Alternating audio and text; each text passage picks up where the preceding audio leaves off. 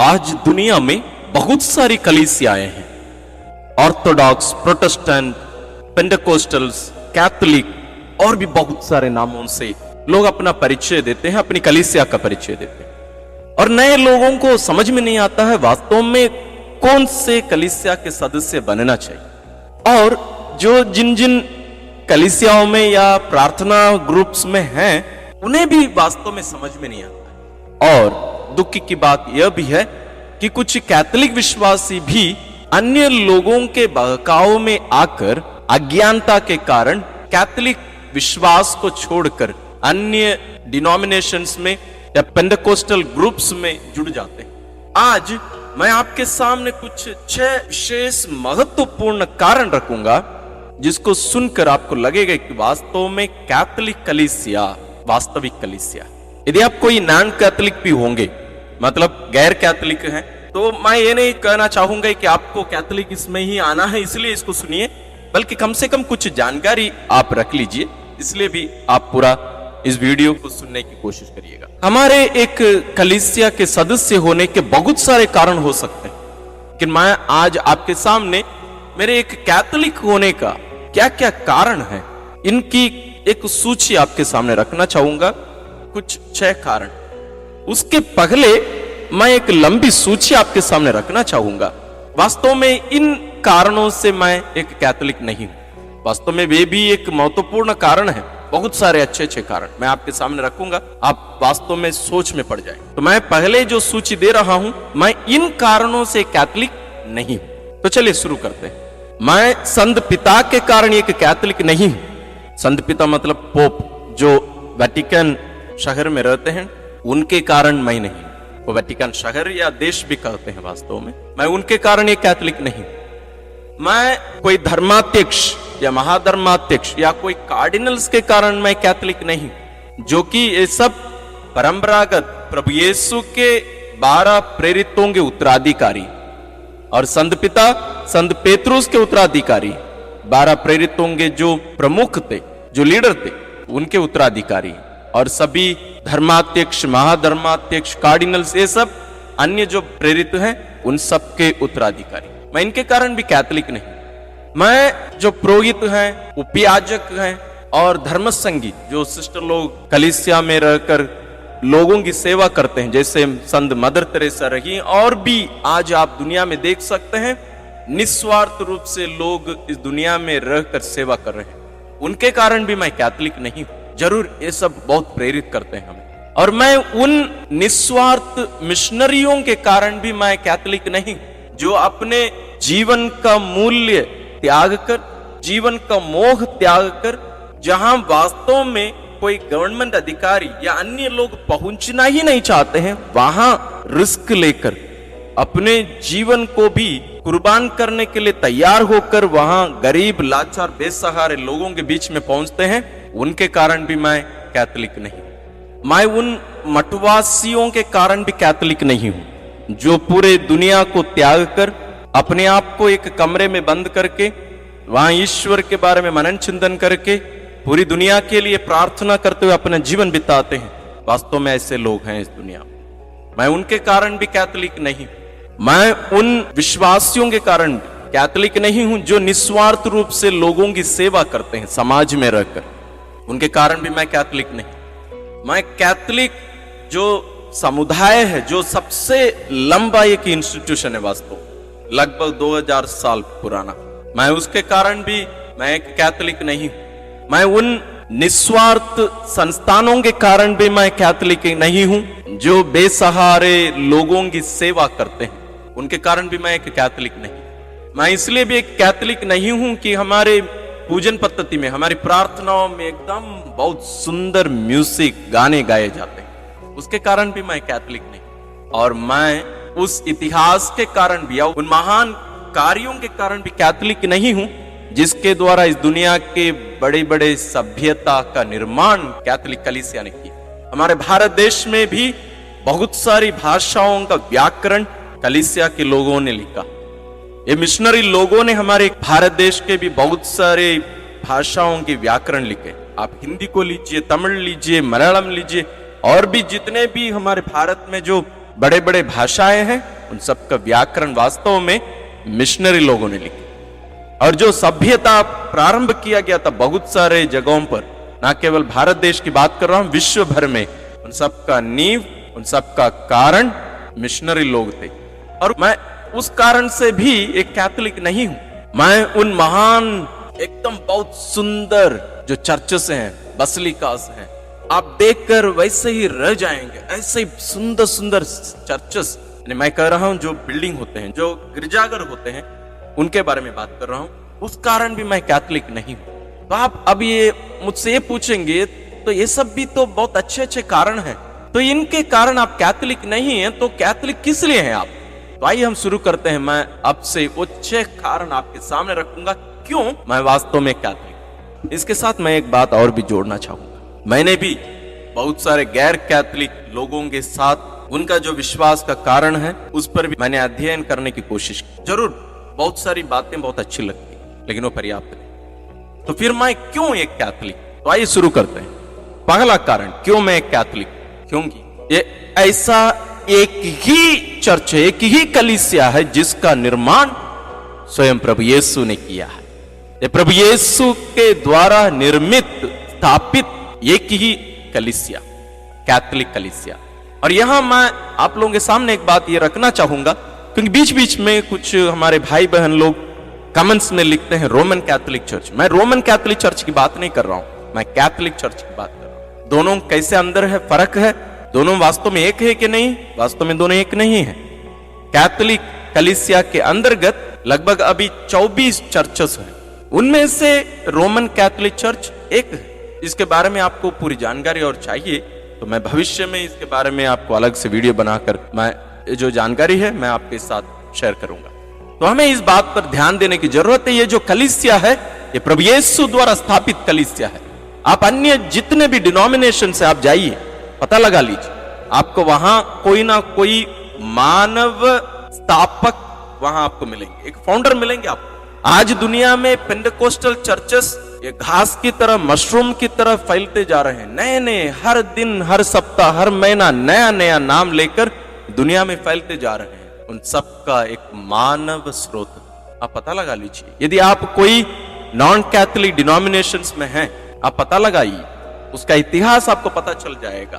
अब Protestant churches का जो नींव रखे थे श्री मार्टिन लूथर और उनके साथी लोग अन्य अन्य देशों में भी, वे उनके स्थापक हैं। पवित्र आत्मा नहीं है, ना ईश्वर है, वो मानव स्रोत है उसका, वो निर्माता मनुष्य है।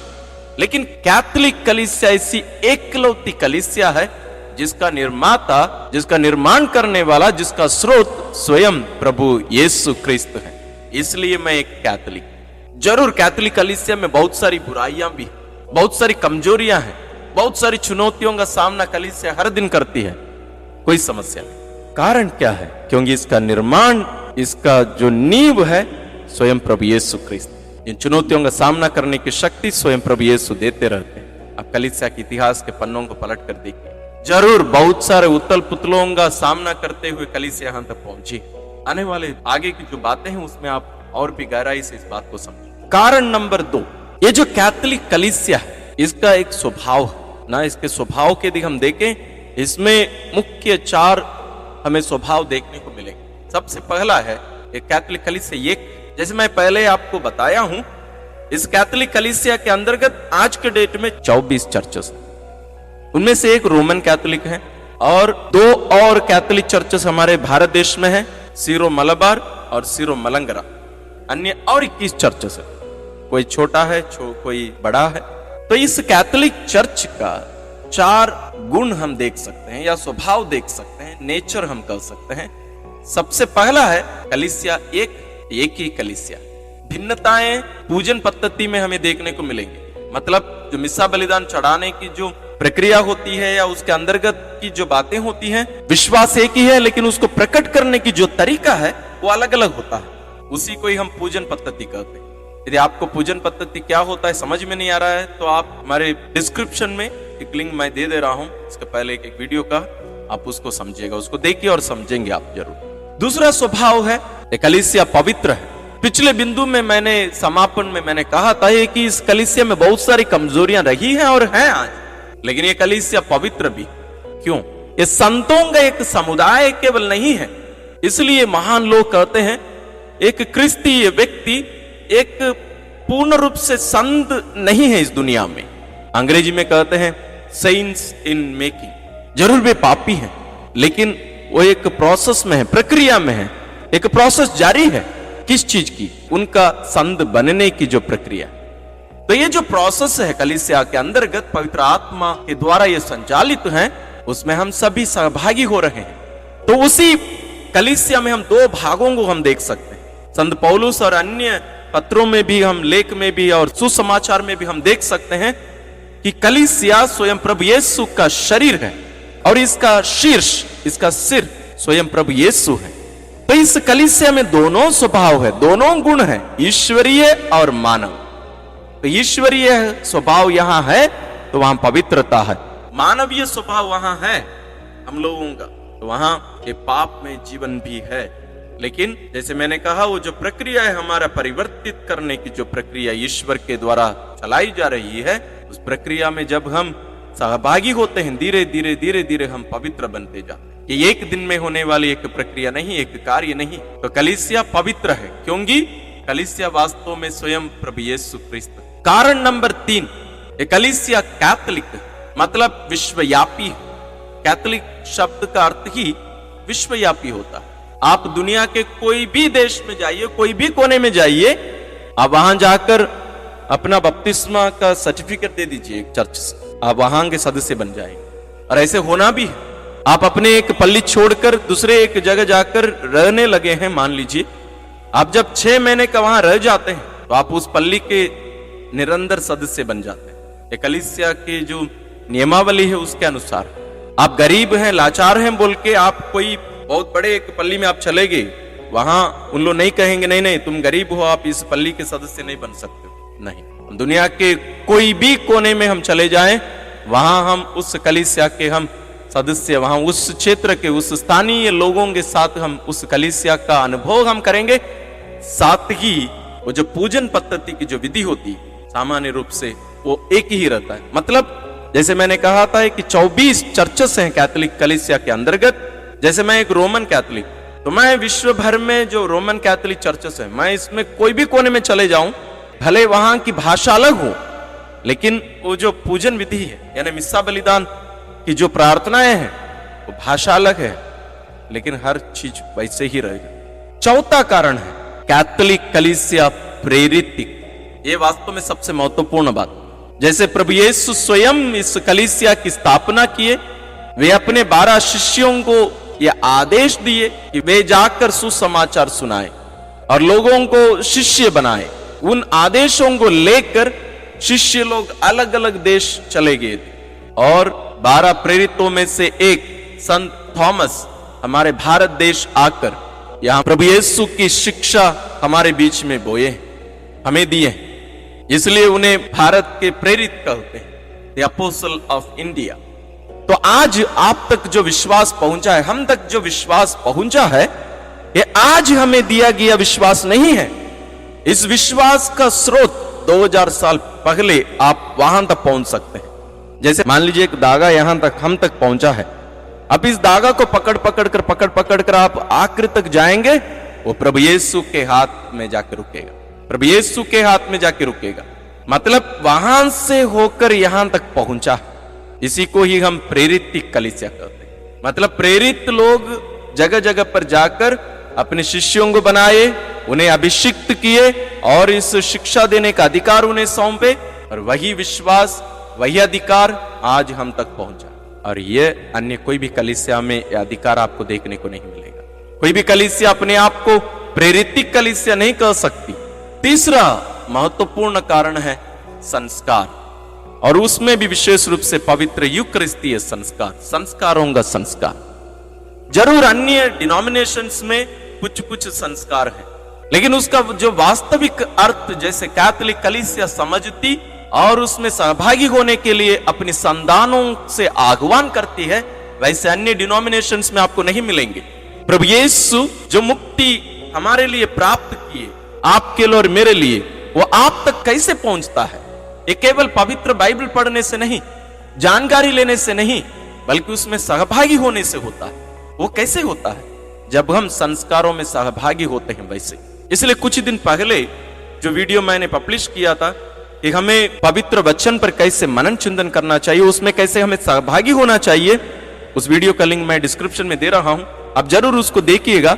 वहां आप समझेंगे कि कैसे प्रभु यीशु का जो सुसमाचार, जो पवित्र बाइबल है, विशेष रूप से उसमें जो 4 सुसमाचार हैं, वो कुछ ऐतिहासिक घटनाएं, समाप्त हुई कुछ घटनाओं का एक पुस्तक नहीं है। आज भी यीशु कार्यरत है आपके बीच में, मेरे बीच में, मेरे जीवन में। तो इस वचन एक पुस्तक नहीं है, वो एक व्यक्ति है, स्वयं प्रभु यीशु। और वो हम कहां अनुभव कर सकते हैं? संस्कारों में। और संस्कारों के द्वारा यीशु आज भी कार्यरत है हमारे बीच में। इसके बारे में हम संस्कारों के बारे में बहुत सारे वीडियोस बनाए इसके पहले, उनका भी कुछ लिंक्स मैं डिस्क्रिप्शन में दे रहा हूं, आप उनको भी देख लीजिए। और इनमें से सबसे महत्वपूर्ण संस्कार पवित्र यूकरिस्तीय संस्कार, इसके बारे में भी हम बहुत सारे वीडियोस बनाए हैं, आप देखिए, उसको समझिए। क्योंकि प्रभु यीशु स्वयं पवित्र यूकरिस्तीय संस्कार के द्वारा यहां उपस्थित हो जाते हैं हमारे बीच में। वो एक चिन्ह नहीं, एक प्रतीक नहीं, स्वयं प्रभु यीशु है पूर्ण रूप से। तो चौथा कारण क्या है? शायद आप इसके बारे में सुने नहीं होंगे। हमारे कैथोलिक कलीसिया में कलीसिया का प्रमाणिक शिक्षा अधिकारी, अंग्रेजी में मैजिस्टेरियम कहते हैं, ये केवल कैथोलिक कलीसिया में। अन्य डिनोमिनेशंस में आप देखेंगे ये सब आपको नहीं मिलेंगे। यानी आज जो भी शिक्षा एक पुरोहित होकर मैं आपको दूंगा, ये मेरे मन गठित या मेरे विचारधारा या मेरा अपना कुछ सोच नहीं है, ये कलीसिया की शिक्षा है। ये मुझ तक कैसे पहुंचती है?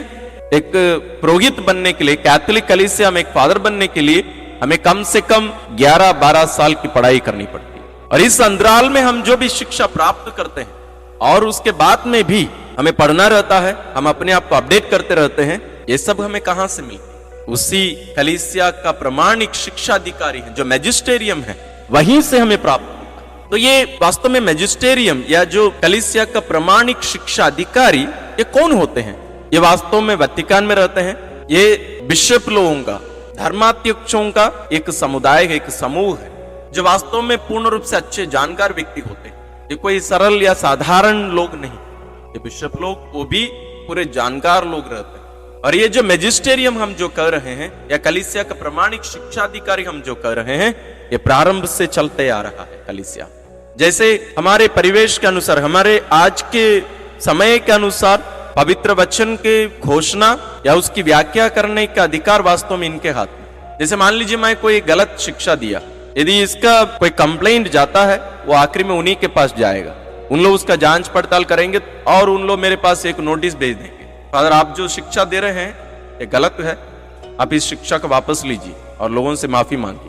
यदि मैं ऐसे नहीं करता, मैं कहता नहीं, मैं जो बातें मैंने कही है वही सही है, मैं और इसी में ही बने रहूंगा, मैं ऐसे ही शिक्षा दूंगा, तो उन लोग मुझे कलीसिया से निकाल देंगे, मुझे एक्सकम्युनिकेट कर देंगे, कहेंगे कि ये कलीसिया की शिक्षा नहीं है। मतलब मैं अपनी इच्छा के अनुसार, अपने विचारधारा के अनुसार, अपने अच्छे लगने के लिए और लोग इसको तब मानेंगे बोलकर हम लोगों की इच्छा के अनुसार भी मैं शिक्षा नहीं दे सकता। इसलिए ये बहुत महत्वपूर्ण है। अन्य डिनोमिनेशंस के हमारे भाई बहन लोग हमसे आकर कहेंगे कि केवल पवित्र बाइबल, ठीक, कैथोलिक कलीसिया भी वही कहती है, लेकिन उस बाइबल में लिखी गई बातों को, रहस्यों को आप कैसे व्याख्या करेंगे? आज के परिवेश के अनुसार लोगों को आप कैसे शिक्षा देंगे, कैसे समझाएंगे और कैसे कहेंगे कि यही सही है? हम 100 लोग रहेंगे तो हम 100 प्रकार की शिक्षा लोगों को देंगे, लेकिन आज तक 2000 साल बाद में भी जो कलीसिया की शिक्षा आज तक सही रूप में हम तक पहुंची है, तो उसका कारण मैजिस्टेरियम। तो कलीसिया में जो अधिकार रहता है वो केवल मैजिस्टेरियम नहीं है, ये 3 बातें रहती है। सबसे पहला है पवित्र बाइबल जरूर, उसके साथ पवित्र परंपरा। परंपरा बोलने से हम लोग जो सोचते हैं वैसे नहीं, इसके बारे में हम आने वाले दिनों में और मनन करेंगे। और तीसरा है ये मैजिस्टेरियम, यानी कलीसिया का प्रमाणिक शिक्षा अधिकारी। ये तीनों मिलकर, ये तीनों बातों को एक साथ लेकर ये जो अधिकार है उसका प्रयोग किया जाता है। और 5वां कारण है ईश्वर की मां मरियम, संतगण, और स्वर्गदूतों के मध्यस्थ प्रार्थना के कारण मैं एक कैथोलिक। हमारे बहुत सारे गैर कैथोलिक विश्वासी इस बात को स्वीकार नहीं करेंगे, लेकिन वास्तव में मेरे कैथोलिक होने का एक कारण है। मैं विश्वास करता हूं कि जब मैं मां मरियम के पास जाकर उनसे प्रार्थना मांगता हूं, उनसे कहता हूं मां मेरे लिए इस निवेदन तेरे पुत्र के पास, पिता ईश्वर के पास, पवित्र आत्मा के पास रखना, तो जरूर वो रखती है और उनकी मध्यस्थता के द्वारा हमारी मांगें पूरी होती है। मेरी केवल नहीं, यदि आप वेलांगनी नहीं गए हैं, वेलांगनी बोलने से तमिलनाडु में एक जगह आप गूगल करके भी देख सकते हैं, उस जगह के बारे में हम हमारे चैनल में एक वीडियो भी बनाए हैं, आप उसको भी देख सकते हैं। वहां आप देखेंगे वहां 50% से ज्यादा लोग गैर कैथोलिक रहते हैं और उनमें भी बहुत सारे लोग गैर ईसाई रहते हैं। मुसलमान लोग भी बहुत सारे आते हैं। आप कभी मौका मिलेगा तो जाके देखिए। वहां एक बहुत बड़ा बिल्डिंग केवल साक्षी के लिए रखा गया है कि कैसे लोग मां मरियम का नाम लेकर उनके मध्यस्थता के द्वारा ईश्वर से प्रार्थना किया और ईश्वर मां मरियम की मध्यस्थता के कारण उन लोगों की प्रार्थना ईश्वर सुने और उसको पूरा किए। उतना वेलांगनी तक जाने की जरूरत नहीं है। मैं जिस पल्ली में हूं, यहां भी एक छोटी सी एक जगह है, वहां इतने सारे चमत्कार हुए हैं, अभी भी बहुत सारे चमत्कार हो रहे हैं। ना केवल बीमार लोग बीमारियों से छुटकारा पाते हैं, निस्संतान दंपतियों को भी वहां से संतान मिली, उसका मैं स्वयं साक्षी हूं, लोग साक्षी हैं। डॉक्टर सीधा सीधा बोल दिए कि संभव नहीं है इसका मां बनने का, लेकिन हम देखते हैं उन्हीं लोग, वही बहन आज मां बन गई। कहीं एक दो परिवार ऐसे टूट गए थे कि ये कभी मां नहीं बन सकती, वो बहन जाकर मां मरियम से गिड़गिड़ाकर मां मरियम के द्वारा ईश्वर से प्रार्थना की और वहां हम देखते हैं कि वो मां बन गई। कैसे संभव है? मध्यस्थ प्रार्थना। हम मनुष्यों के पास, जो इस दुनिया में हम जिनको देख सकते हैं, हम उनके पास जाकर प्रार्थना मांग सकते हैं, मेरे लिए प्रार्थना करिए। और उन्हीं लोग कहते हैं कि हमारा एक ही मध्यस्थ है, स्वयं प्रभु यीशु ख्रिस्त। जरूर, लेकिन आप दूसरे मनुष्यों के लिए कैसे प्रार्थना कर सकते हैं फिर? और आप दूसरों से कैसे प्रार्थना मांग सकते हैं? यदि मैं दूसरों के लिए प्रार्थना कर सकता हूं और दूसरों से प्रार्थना मांग सकता हूं, तो मैं कैसे धन्य कुंवारी मरियम जो कि ईश्वर की मां है, उनसे मैं कैसे प्रार्थना नहीं मांगूंगा? और अन्य संत लोग जो आज स्वर्ग में हैं ईश्वर के सानिध्य में, मैं उनसे प्रार्थना कैसे नहीं मांगूंगा? मैं मांगता हूं और उनके द्वारा मेरी प्रार्थना सुनी भी जाती है, इसलिए भी मैं एक कैथोलिक। आप इस बात को समझ नहीं पा रहे हैं, तो आप इसके पहले हम एक वीडियो बनाए हैं संतों के बारे में, आप उसको नहीं देखे हैं तो उसका भी लिंक हम डिस्क्रिप्शन में दे रहे हैं, आप जरूर देखिए, उस बात को जरूर समझिएगा। केवल जो बातें आप दूसरों से सुने हैं उसी को ही सच मत मानिए। मैं भी नहीं कह रहा हूं कि मैं जो कह रहा हूं उसी को ही आपको सच मानना है। आप परखिए, विचार करिए, प्रार्थना के साथ आप मनन करिए, ईश्वर से मांगिए, आप सही राह पर चलेंगे। तो छठवां कारण है, आखिरी कारण है, मैं कैथोलिक कलीसिया का सदस्य इसलिए हूं क्योंकि इसमें पापों का क्षमा मिलता है और संतों की सहभागिता है और मैं पुनरुत्थान और अनंत जीवन में भी विश्वास करता हूं। तो इसमें 4 बातें मैंने बताया। पहला, पापों की क्षमा। प्रभु यीशु संत पेतरुस को यह अधिकार दिए, तुम पापों का क्षमा कर सकते हो। जिनके पाप तुम क्षमा करोगे उनके पाप क्षमा कर दिए जाएंगे। कलीसिया वही कार्य कर रही।